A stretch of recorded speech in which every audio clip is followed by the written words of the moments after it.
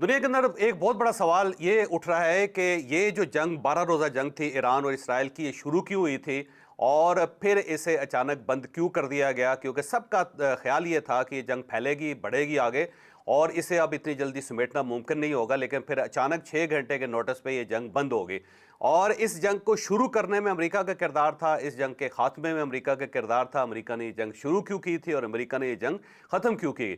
बहुत बड़ा सवाल है, लेकिन इस सवाल का जवाब बड़ा आसान सा है और ये आसान सा सवाल और आसान सा जवाब आपको पंजाब के अंदर मिलेगा। अगर आप पंजाब के देहाती इलाकों के साथ ताल्लुक़ रखते हैं या किसी गांव के साथ आपका ताल्लुक़ है, तो आप इस चीज़ से बखूबी वाकिफ़ होंगे कि वहाँ पे चौधरी होते हैं, वहाँ पे वडेरे होते हैं या वहाँ पे सरदार होते हैं।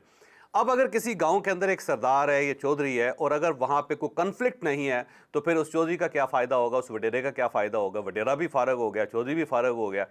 तो चौधरी और वडेरा अगर है तो फिर उसको एक कन्फ्लिक्ट चाहिए और उस कन्फ्लिक्ट का नतीजा ये होता है कि फिर दोनों फरीक हैं, चौधरी साहब की तरफ देखते हैं, फरीक वन भी चौधरी साहब की तरफ देखता है, फरीक टू भी चौधरी साहब की तरफ देखता है।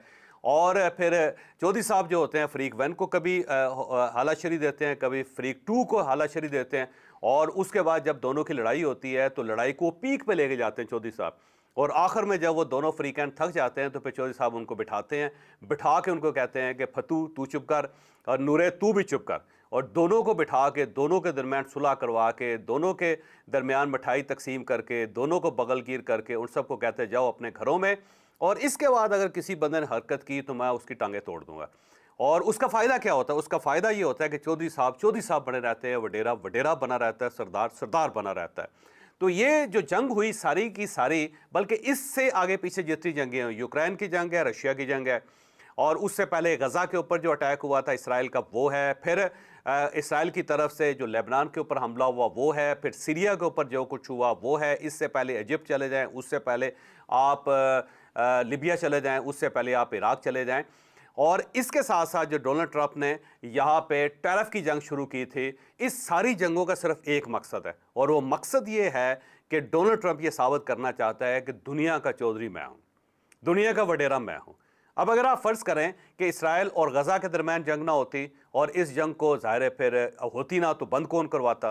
तो ज़ाहिर है अगर बंद किसी ने करवाना था तो उसने चौधरी बनना था।